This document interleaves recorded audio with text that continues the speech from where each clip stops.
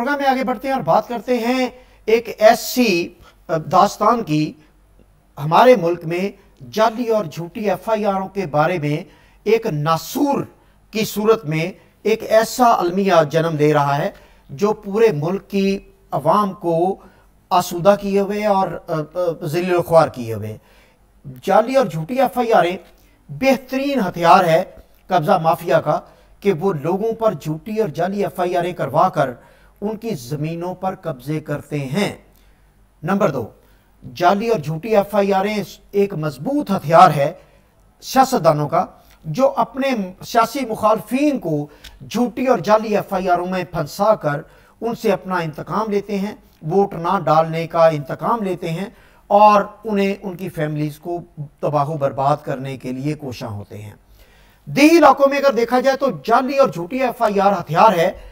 उन तमाम वडेरों का, जागीरदारों का और तमाम ताकतवर अनासर का जो कमज़ोर को जाली झूठी और इस तरह के एफआईआर में फंसा कर उनसे अपने मजमूम मकासद पूरे करते हैं, उन्हें ज़लील ख्वार करते हैं, उनकी फैमिलीज तबाह बर्बाद हो जाती हैं और उन्हें अपने ताबे करने के लिए उन्हें असीर रखते हैं अपना या जेल में। और अगर आप हमारे माशरे में इसका तनासुब देखें तो अगर पाकिस्तान के जाली और झूठी एफआईआर का ओवरऑल अगर जायज़ा लिया जाए तो 30% मुकदमात झूठी और जाली एफआईआर की बुनियाद पर होते हैं। और ये 30% मुकदमात अगर जाली और झूठी एफआईआर की बुनियाद पर होते हैं तो आप अंदाज़ा लगा लें कि हमारे मुल्क में 1/3 थाने, कानून नाफिज करने वाले इदारे, इन्वेस्टिगेशन करने वाले इदारे और अदलिया 1/3 ऐसे मुकदमात में इंगेज होती है जो झूठी और जाली होती हैं। और ताकतवर माफिया झूठी और जाली एफआईआर को इतना दूर तक लेके जाता है और उससे बंदों को, कमज़ोर अफराद को,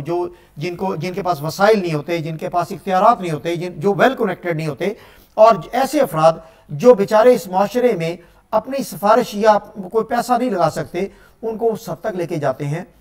कि वो जेलों में गल सड़ जाते हैं। उनके बच्चे जो तालीम हासिल कर रहे होते हैं, बहुत अलमिया है जो सरबराह जब घर का जेल चला जाता है झूठी एफआईआर में, जो बच्चे स्कूल में जा रहे होते हैं, कॉलेज में जा रहे होते हैं, वो बच्चे अपनी तालीम छोड़ के मजदूरी करने पर मजबूर हो जाते हैं क्योंकि घर का सरबराह जेल में चला जाता है, उनके पास वसाइल नहीं होते, वकला की फीसें पे करने के लिए पैसे नहीं होते, घर चलाने के लिए पैसा नहीं होता, लिहाजा पूरी की पूरी नस्ल बर्बाद हो जाती है। जाली और झूठी एफआईआरें किस तरह कुनबे तबाह करती हैं, बच्चे स्कूलों से निकल के मजदूरियों पर और दुकानों पर अपने घर का पहिया चलाने के लिए नौकरियां करने पर मजबूर हो जाते हैं। और ख़वातीन, अगर बच्चे छोटे हैं तो ख़वातीन जिन्होंने कभी घर से बाहर पर्दे के बगैर नहीं निकलना पसंद किया था, घर के सरबराह के जेल चले जाने की वजह से वो सड़कों पर काम करने के लिए निकलती हैं, पर्दे से बाहर निकलती हैं, चादर चार दीवारी का तकद्दुस पामाल करके अपने बच्चों का पेट पालने के लिए मार्केट में आती हैं। जाली और झूठी एफआईआर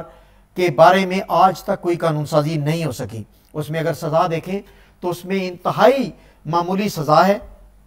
झूठी एफआईआर करवाने वाले पर, अगर वो साबित हो जाए। पहली बात तो ये कि बाअसर अफराद जाली और झूठी एफआईआर साबित नहीं होने देते, वो उसे इतना प्रलॉन्ग करते हैं कि आदमी जेल में गल सड़ जाता है और वो इस हद तक जाते हैं कि वो ख़ानदान, वो कुनबा तबाह हो जाता है। अगर कहीं खुदा न खास्ता उनकी ख्वाहिश के बरक्स कहीं जाली और झूठी एफआईआर साबित भी हो जाती है तो वो उस पर सज़ा शख्सी ज़मानत पर वो रिहा हो जाते हैं। अगर उस पर दफ़ा 182 लगती है तो वो शख्सी ज़मानत पर रिहा हो जाते हैं और हमारा कानून कुछ भी नहीं कर पाता। बदकिस्मती है, सैकड़ों लाखों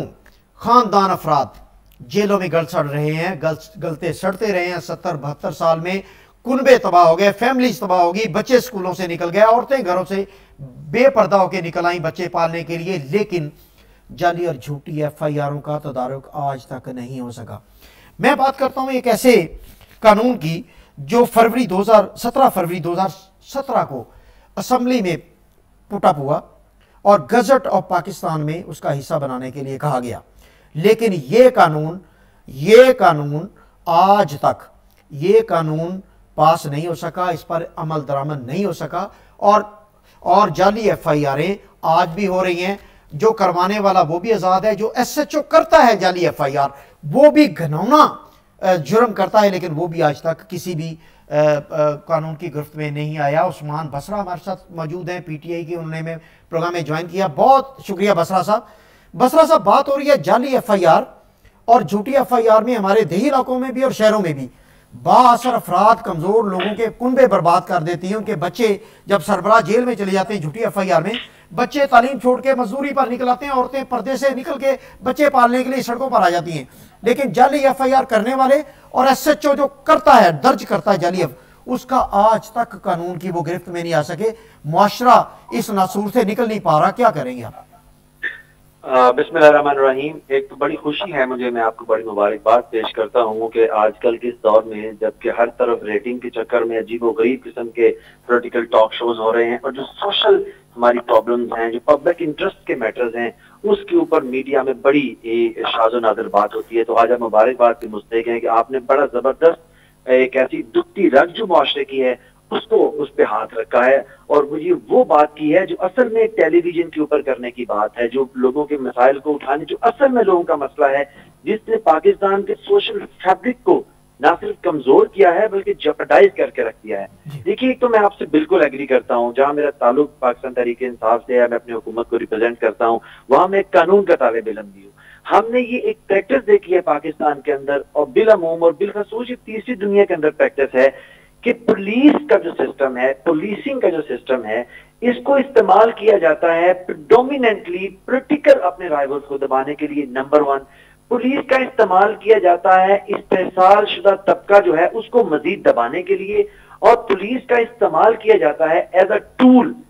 अपनी चुतराहट को बनाने के लिए। ये वो सारे फैक्टर्स हैं which eventually Leeds towards the false and nullified registration of FIR, जो फर्स्ट इन्वेस्टिगेशन रिपोर्ट है। लेकिन ये बड़े दुख की बात है कि ये हमारी ये यहाँ नहीं कि आपके इल्म में है या सिर्फ थाने वालों के इल्म में है या हमारी सोसाइटी के अंदर ये अलमिया है, अदालतों के अंदर हमारे जो मौजूद जज साहबान है उनको भी मालूम है कि हमारे पाकिस्तान में रजिस्टर कराई गई 90% FIR जो है वो बिल्कुल सही मतन नहीं होते हैं। जो भी वकूआ है उसको सही उसकी एज इट इज नरेशन नहीं होती है। लेकिन इसके सदेबाब के लिए आज तक पाकिस्तान के अंदर इसका जो लीडिंग रोल अदा करना चाहिए था वो क्योंकि अदलिया को करना चाहिए। जैसे आपको याद होगा एक बड़ी मशहूर एक चीज थी कॉमन लैंग्वेज के अंदर थी, आप 22A 22B की रिट कर दें, जिससे आप अगर आप FIR नहीं करवा पा रहे तो वो आपको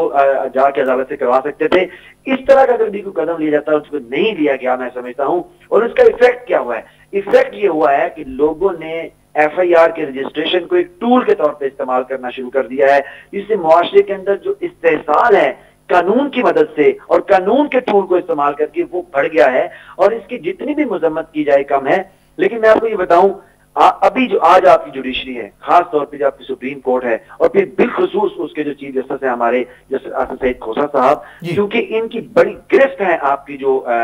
लीगल मैटर्स के ऊपर, खास तौर पे जो आपके फौजदारी मामला हैं, तो इनके तरफ हम सब देख रहे हैं एक बिंग द पाकिस्तानी कि ये कोई ऐसी फैसला देंगे, कुछ ऐसा डिटेल जजमेंट देंगे। अभी जैसे उन्होंने कहा कि झूठी गवाही के ऊपर सजा, आपको आपके इल्म में होगा कि वो झूठी गवाही देगा तो उसकी सजा। ये कानून के अंदर वैसे एक चीज मौजूद है कि अगर आप किसी के खिलाफ झूठी FIR करते हैं तो उसकी एक पेनल्टी मौजूद है। शख्सी जमानत पर 182 की कार्रवाई शख्सी जमानत। बसरा साहब, शख्सी जमानत पर रिहा हो जाते हैं। बसरा साहब, आपने बड़ी खूबसूरत बात की कि 90% FIR में मतन गलत होते हैं, लेकिन एक महदूद अंदाजे के मुताबिक 30% FIR हमारी जाली और झूठी होती हैं। और उसमें होता क्या है, उसमें हमारे थाने एंगेज होते हैं झूठी FIR में, उसमें हमारा वक्त ज़ाया होता है, थानों में कौम का वक्त ज़ाया हो रहा है। फिर अदलिया में जब केस जाते हैं तो हमारी अदलिया के जो पेंडिंग 20-21 लाख केस हैं उसको अगर 1/3 देखें झूठी FIR जाली मुकदमे जो हैं, तो क्या अदलिया का टाइम भी बच सकता है? हमारे पुलिसिंग सिस्टम बेहतर हो सकता है जब वो इन्वॉल्व नहीं होंगे इस तरह के झूठे मुकदमात में, तो निज़ाम ठीक नहीं हो सकता अगर ये झूठी FIR खत्म हो जाए तो?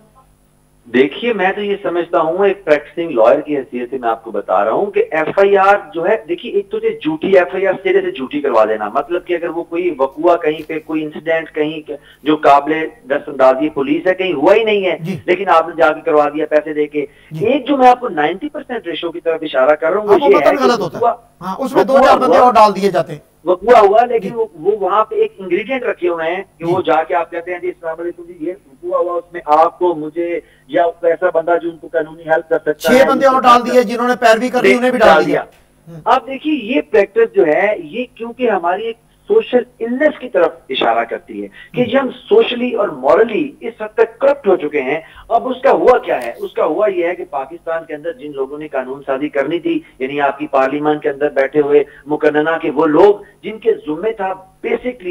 जो कॉन्स्टिट्यूशनल जिम्मेदारी थी उनकी, वो थी कि वो तरमीम करें जो ऑलरेडी एग्जिस्टिंग लॉज हैं उनके अंदर, वो उनकी बेहतरी के लिए काम करें और इस तरह की चीजों की बेखनी करें। बसरा साहब, 17 फरवरी 2017 को एक असेंबली में एक पुटअप होता है, एक अमेंडमेंट कानून में, पाकिस्तान पीनल कोड कवानीन में अमेंडमेंट एक पुटअप होती है जो गजट का हिस्सा बनाने की दरख्वास्त की जाती है, जिसमें यह लिखा गया है कि जो फेक एफआईआर हैं, अगर वो फर्ज करें सजाए मौत के बारे में फेक है तो कम अज कम 7 साल झूठी एफआईआर करवाने वाले को सजा। अगर वो उम्र कैद के बारे में झूठी एफआईआर हुई है, साबित हुई है, तो 5 साल की कैद की सजा। और अगर वो छोटे क्राइम में जो 5 साल से ज्यादा की कैद है तो 3 साल की सजा। ये एक बिल पुटअप हुआ जो अमेंडमेंट में, पाकिस्तान पीनल कोड के कानून में अमेंडमेंट के लिए, लेकिन नून लीग की हुकूमत थी, उन्हें सूट नहीं करता था, झूठी एफआईआरें सूट करती थी। अब तहरीक इंसाफ, आप तो इंसाफ का नारा लेके आए ना, अब तहरीक इंसाफ ये निकाल लें, मेरे पास ये कॉपी मौजूद है, आप मेरे से ले लें, जाके असेंबली में पुटअप करें, उन्हें कहें कि जी झूठी एफआईआर पर एसएचओ और करवाने वाला दोनों को कानून के कटहरे में लाना चाहिए। एसएचओ झूठी एफआईआर करके पैसे लेके ट्रांसफर होकर चला जाता है, लोग भुगतते रहते हैं, फैमिलियां बर्बाद हो जाती हैं।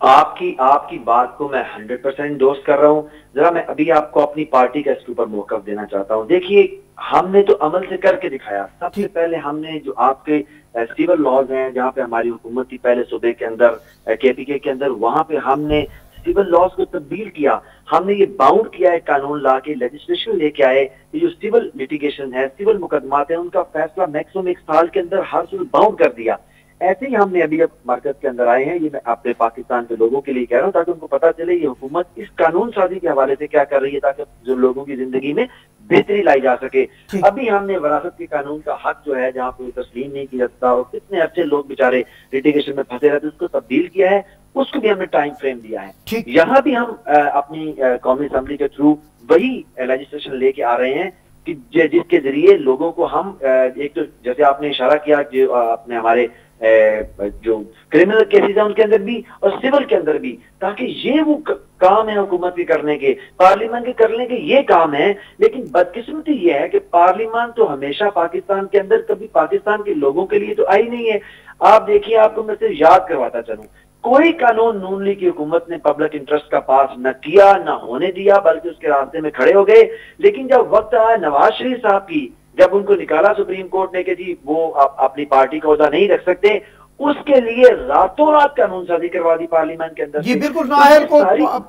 ओहदा रखने के सिलसिले में रातों रात उन्होंने इलेक्शन कमीशन के कवानीन में अमेंडमेंट कर दी। अब देखिए कि ये जो इमरान खान कहते हैं, ये जो मैं और आप कहते हैं कि हमें नया पाकिस्तान चाहिए, अगर आपने भाई खुदारा रातों रात कानून साजी करनी है तो झूठी एफआईआर के मुतल्लिक करते। अगर आपने रातों रात कानून साजी करनी थी तो लोगों को रिलीफ देते, पाकिस्तान पीनल कोड को अमेंड करते, आप सिविल प्रोसीजर कोड को अमेंड करते, आप पाकिस्तान के कॉन्स्टिट्यूशन के अंदर वो जो सहूलतें हैं, जो बेसिक राइट का। बसरा साहब, अब आपको अल्लाह ताला ने मौका दिया, आपकी पार्टी को अल्लाह ताला ने मौका दिया है, आप बरसे इक़्तिदार आए हैं, लोगों की उम्मीदें आपसे, अब आप ये काम सर अंजाम दें। ये पड़ा हुआ है, ये पड़ा हुआ है कानून में अमेंडमेंट का एक ड्राफ्ट पड़ा हुआ है 2017 से आपकी असेंबली में, इसको बनाए कानून का हिस्सा, लोगों को लीड दें, लोगों को बर्बादी से बचाएं। मैं तो पहले ही आपसे कहा कि क्योंकि अभी हमने ये वरासत के कानून के अंदर जो है वो अब सारी हम बेहतरी लेके आए हैं और उसको हमने टाइम उसके अंदर बना दिया कि इस टाइम के अंदर फैसला करें। बिल्कुल मैं आप इस बात को इंडोर्स करता हूँ, हमारी पार्टी करेगी, इसको आप लिख के रख लीजिए कि इमरान खान पाकिस्तान की पार्लियामान को कभी अपनी जात के तहफ्फुज़ के लिए, अपनी जात के रेलिवेंट लेजिस्लेशन के लिए इस्तेमाल नहीं करेंगे। ये तो देखिए ना, आपकी सारी की सारी अपोजिशन बराए तहफ्फुज़ बदनवानी है, ये हमें उलझाए रखे हुए हैं कि अभी आप देखें जो ये अदलिया को बदनाम करने हैं, उसको मेलाइन करने हैं, उनको ब्लैकमेल करने हैं, उनको खरीदने हैं, उनके साथ दोस्त धांधली के मामलात में। लेकिन इंशाल्लाह ताला हम पहली फुर्सत के अंदर पाकिस्तान की पार्लियामान को ये बनाएंगे कि यहाँ पे लोगों के लिए कवानीन बनाए जाएंगे, इस तरह के कवानीन बनाए। रिलीफ दे, बहुत शुक्रिया। उस्मान बसरा साहब, रहनुमा तहरीक इंसाफ, हमारे साथ मौजूद थे। ये बहुत बड़ा अलमिया है और एक नासूर है हमारे माशरे में कि गरीब को किस तरह तंग किया जाता है, गरीब को किस तरह उसका इस्तेसाल किया जाता है, गरीब लोगों को जेलों में भेज के उनके बच्चों को तालीम से दूर किया जाता है और बच्चे मजबूर हो जाते हैं दुकानों पर, सड़कों पर नौकरियां करने के लिए, अपने पेट पालने के लिए। ख़वातीन जो बापर्दा होती हैं वो सरबराह के जेल जाने की वजह से गल जाते हैं और सड़ जाते हैं सरबराह जेलों में, और ख़वातीन जो बापर्दा होती हैं, जो घरों में रहती हैं, मजबूर हो जाती हैं बच्चों का पेट पालने के लिए और वो सड़कों पर आती हैं, दफ्तरों में आती हैं, जगह जगह काम करती हैं। हमें प्रोग्राम में ज्वाइन किया अरबाब खिजर रियाद जो कि मुस्लिम लीग नून के रहनुमा हैं, उनसे जानेंगे। बहुत शुक्रिया अरबाब साहब। बात हो रही है जाली या फेक FIR की, झूठी FIR की, तो बर्बाद हो जाती फैमिलीज। आपके दौर में एक 2017 में एक बिल पुट अप हुआ पाकिस्तान पीनल कोड एक्ट में तरमीम के लिए कि जो झूठी FIR करवाएगा उसको ज्यादा हीनियस क्राइम के सिलसिले में हीनियस सजा मिलनी चाहिए उसे। तो आपने वो बिल पेंडिंग कर दिया, ये मेरे पास मसवदा मौजूद है, गजट ऑफ पाकिस्तान में जाने के लिए था, लेकिन आपने इस पर इंप्लीमेंट नहीं किया। तो जाली और झूठी FIRों से लाखों लोग बर्बाद हो चुके हैं और माफिया जो कब्जा माफिया उनको सूट करता है, देहातों में वडेरे जाली FIR करा के फैमिलियां बर्बाद कर देते हैं। तो क्या वजह थी कि आपने इसे पास नहीं होने दिया?